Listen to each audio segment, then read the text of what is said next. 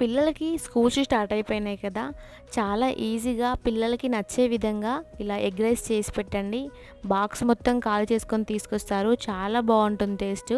మా పాపకైతే చాలా ఫేవరెట్ ఈ ఎగ్ రైస్.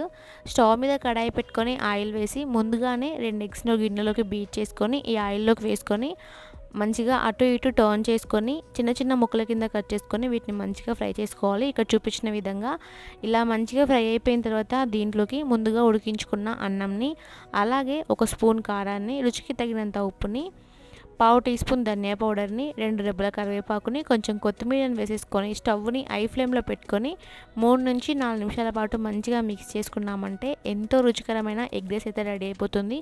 మా పాపకైతే చాలా ఇష్టం అన్నమాట ఈ ఎగ్ రైస్. స్కూల్‌కి లంచ్‌లో వీక్‌లో 2-3 టైమ్స్ ఇదే బాక్స్ పెడతాను. చాలా ఇష్టంగా తింటుంది.